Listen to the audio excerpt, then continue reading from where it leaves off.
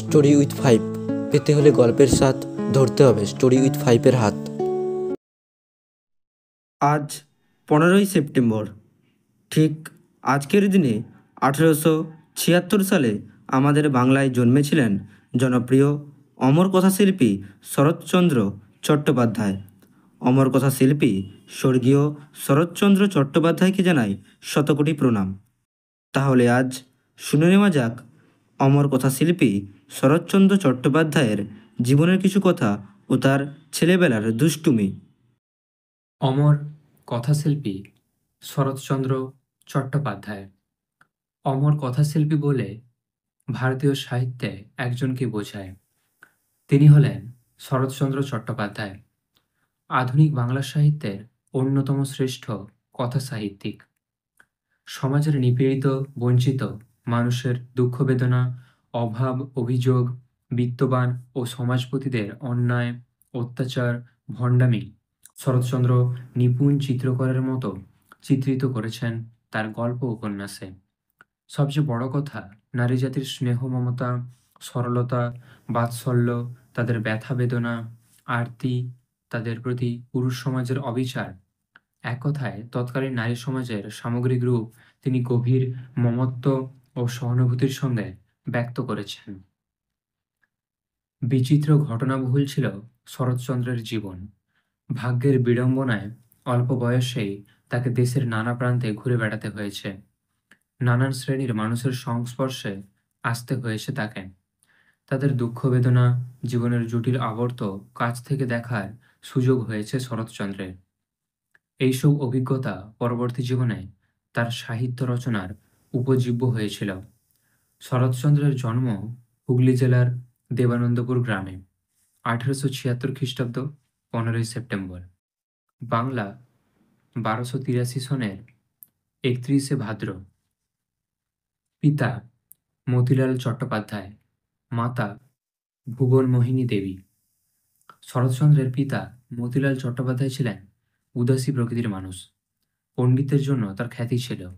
গল্প, কবিতা, উপন্যাস, নাটক রচনা করতেন, কিন্তু কোনোটাই শেষ করতে পারেননি। সংসারের প্রতি মতিলালের উদাসীনতার জন্য দারিদ্র্য ছিল তাদের নিত্য সঙ্গী। তাই শরৎচন্দ্রের ছেলেবেলা কেটেছে নিদারুণ অভাব অনটনের মধ্যে। পরে কিশোর বয়সে ভাগলপুরে মামার বাড়িতে থাকতে হয়েছিল তাকে। ছেলেবেলায় মাথায় ফোঁড়া হয়ে শরৎচন্দ্রের মাথার সব চুল উঠে গিয়েছিল।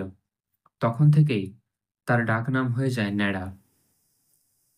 একবার পরীক্ষায় পাশ করার পর মায়ের কথায় তারকেশ্বর গিয়ে মাথা মুড়িয়ে এসে তার ন্যাড়া নামকে পাকাপোক্ত করেছিলেন। বাড়ির প্রথম ছেলে বলে মা ঠাকুমার অতিরিক্ত স্নেহ আদর পেয়ে ন্যাড়া হয়ে উঠেছিল প্রচণ্ড জেদি আর দুরন্ত। দেবানন্দপুরের গৃহস্থের চোখে ন্যাড়া আর তার দলবল ছিল মূর্তিমান বিভীষিকা। নিত্য নতুন দুষ্টুমি আর খেলাতেই ঝোঁক ন্যাড়ার। পড়াশোনায় মন নেই, কিন্তু পণ্ডিত বাবার ছেলে তো গোমুখ্য হয়ে থাকতে পারে না। তাই ন্যাড়াকে ভর্তি করে দেওয়া হয়েছিল গ্রামের পিয়ারি পণ্ডিতের পাঠশালায়। পেটে পেটে দুষ্টুমি বুদ্ধি ন্যাড়ার। মাঝে মাঝেই স্কুল পালিয়ে গ্রামের ছেলেদের নিয়ে সরস্বতী নদীর তীরে, পথে, মাঠে ঘাটে, বাগানে, জঙ্গলে ঘুরে বেড়ায়। ফড়িংয়ের পায়ে সুতো বেঁধে খেলা করে। দুরন্ত হলেও ন্যাড়া ভীষণ সাহসী। নিরালা দুপুরে আমবাগানে, চালতাতলায় ভূত আর শাকচুন্নির ভয়ে ছেলের দল উকি দেবার সাহস পেত না। কিন্তু সকলকে অবাক করে ন্যাড়া সেখানে অবাধে ঘুরে বেড়ায়। ফড়িং পোষা ও মাছ ধরার খুব শখ ন্যাড়ার।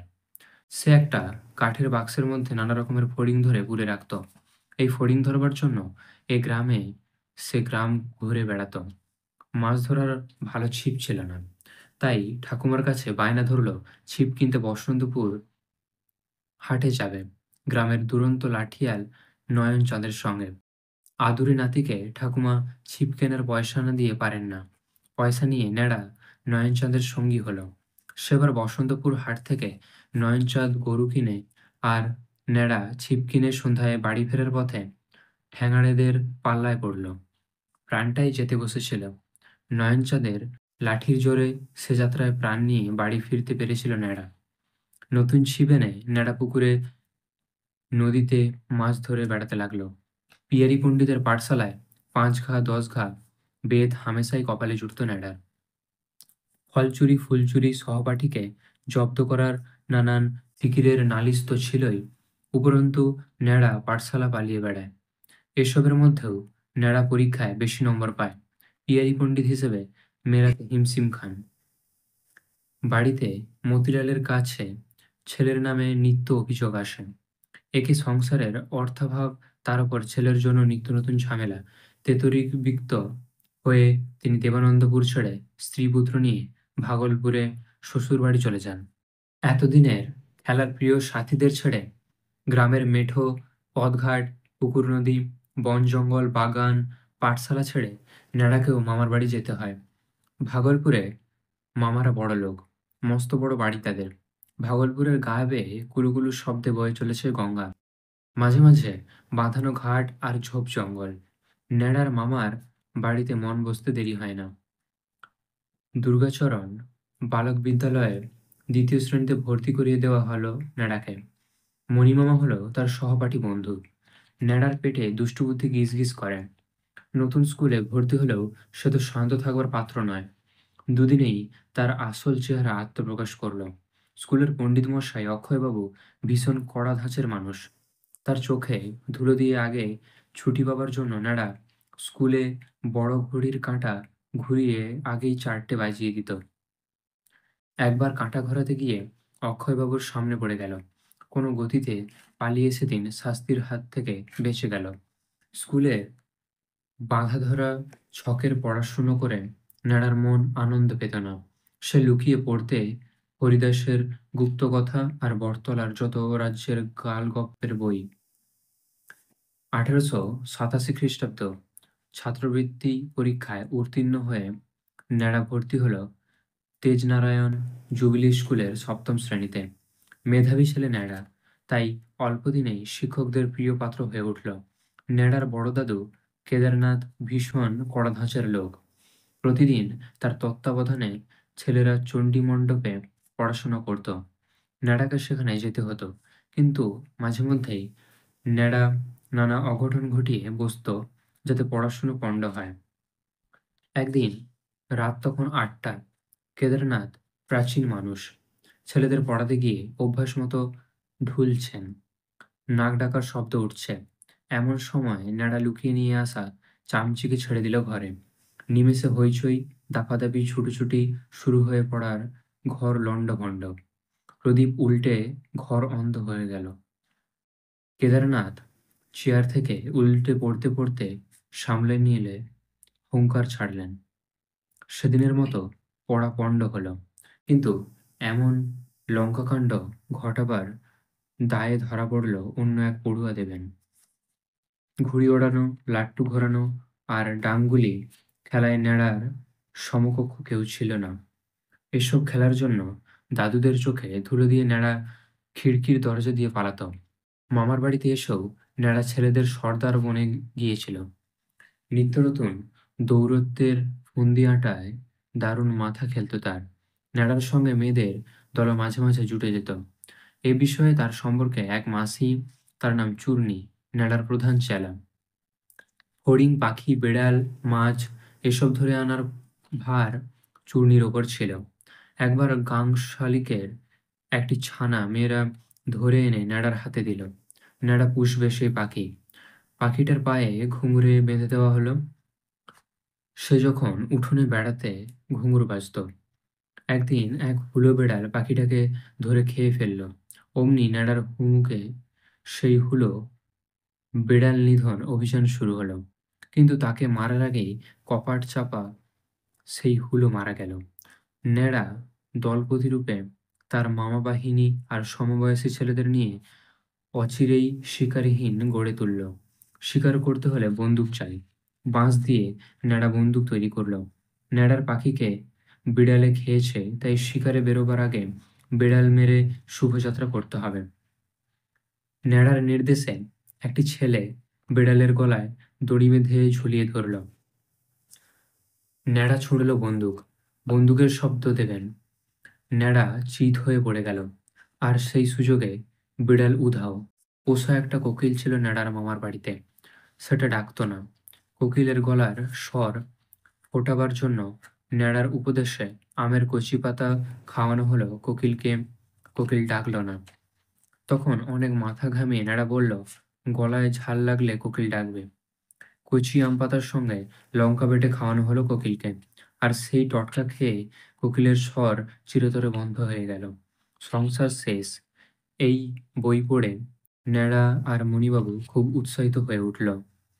বিচিত্র জ্ঞানভাণ্ডার সংসার শেষ বইতে লেখা আছে, বেলের শিকড় বিষধর সাপের কাছে ধরলে সাপ নিস্তেজ হয়ে পড়ে। খোঁজ করে জঙ্গলে একটা সাপ পাওয়া গেল। ন্যাড়া যেই তার মুখের সামনে শিকড় ধরেছে, অমনি ফোঁস। ন্যাড়ার জোর বরাত। সে যাত্রা সাপের ছোবলে মরতে মরতে বেঁচে গেছে। একদিন বৈঠকখানায় বড়দাদু আর হেডমাস্টার মশাইকে দেখে ন্যাড়ার হৃদকম্প উপস্থিত হলো। দাদুর ডাকে বলির পাঁঠার মতো কাঁপতে কাঁপতে ন্যাড়া কাছে গিয়ে দাঁড়ালো। মাস্টার মশাইকে প্রণাম করল। শিক্ষক মশাই আশীর্বাদ করে বললেন, তুমি বার্ষিক পরীক্ষায় প্রথম হয়েছ এবং ডবল প্রমোশন পেয়েছ। ঘাম দিয়ে জ্বর ছাড়ল ন্যাড়ার। তার সাফল্যের সংবাদে বাড়ির সকলে খুশি। মতিলাল ভুবনমোহিনীকে সেদিন বলেছিলেন, দেখো, ন্যাড়া আমাদের বাংলার মুখ উজ্জ্বল করবে। কুন্তলীন পুরস্কার প্রতিযোগিতায় ছদ্মনামে মন্দির নামে গল্পটির জন্য প্রথম পুরস্কার প্রাপ্তির সঙ্গে সঙ্গে শরৎচন্দ্রের তরুণ প্রতিভা সাহিত্যানুরাগীদের স্বীকৃতি লাভ করেছিল। তারপর থেকেই চলতে থাকলো তার একের পর এক মহৎ সৃষ্টি অব্যাহত গতিতে।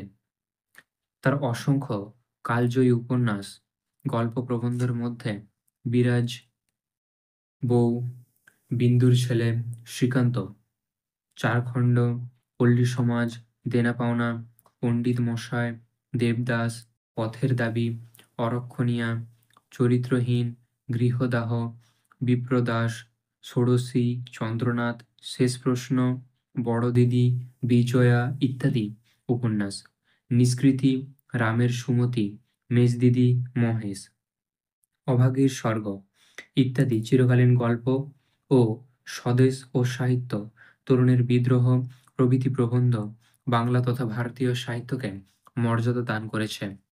বাংলা ভাষার এই সর্বশ্রেষ্ঠ কথাশিল্পী, অমর ঔপন্যাসিক মনীষী শরৎচন্দ্র 1938 সনের 16ই জানুয়ারি অমৃতলোকে যাত্রা করেন। বাংলা সাহিত্যের অপরাজেয় ও অমর কথাশিল্পী শরৎচন্দ্র চট্টোপাধ্যায়। স্বয়ং কবিগুরু রবীন্দ্রনাথ গল্প ও উপন্যাসের ক্ষেত্রে তার শ্রেষ্ঠত্ব স্বীকার করে গেছেন। জনপ্রিয়তার দিক দিয়ে শরৎচন্দ্র আজও সবার উপরে। দিন দিন তার জনপ্রিয়তা যেন আরও বাড়ছে। মনীষী রোমা রোলা শরৎচন্দ্রের শ্রীকান্ত পড়ে বলেছিলেন, নোবেল পুরস্কার পাওয়ার মতো উপন্যাস। তিনি মানুষের কথাই বলেছেন। চরম দুই দৈর্ঘ্যের মধ্যেও যে মানুষ মনুষ্যত্ব হারায় না, তা তিনি দেখিয়েছেন। শরৎচন্দ্র দৃষ্টির শ্রীকান্ত, ইন্দ্রনাথ, গফুর, রাম, সতীশ, দেবদাস প্রভৃতি পুরুষ চরিত্র এবং রাজলক্ষ্মী, অন্নদা দিদি, সাবিত্রী, অভয়া, অচলা, মৃণাল, বিজয়া প্রভৃতি নারী চরিত্র আমাদের বিস্ময় ও শ্রদ্ধা আকর্ষণ করে। জীবনের বাস্তবধর্মী রসমধুর রূপ রচনায় শরৎচন্দ্রের দক্ষতাই তাকে সকলের কাছে গ্রহণীয় করে তুলেছে। সমাজের নীচতা ও নিষ্ঠুরতা শরৎচন্দ্রের মনকে বিদ্রোহী করে তুলেছিল। শরৎ সাহিত্যের সামাজিক চিত্রগুলি তার বেদনাময় প্রত্যক্ষ অভিজ্ঞতার সঞ্জাত। বিশিষ্ট সমালোচক শ্রী কুমার বন্দ্যোপাধ্যায় বলেছেন, আমাদের মুমূর্ষু উপন্যাসে তিনি জীবনদান করিয়াছেন, অবরুদ্ধ ধারাকে স্রোতস্বিনী করিয়াছেন, আমাদের সম্পদকে অনুভব করিবার শক্তি দিয়াছেন। যাহাকে অবজ্ঞা করিয়াছিলাম তাহার মধ্যে কতখানি ভাব সম্পদ আছে, প্রকৃত কবির অন্তর্দৃষ্টির সহিত তিনি তাহা দেখাইয়াছেন। এই কারণেই শরৎচন্দ্র অপরাজেয় কথাশিল্পী।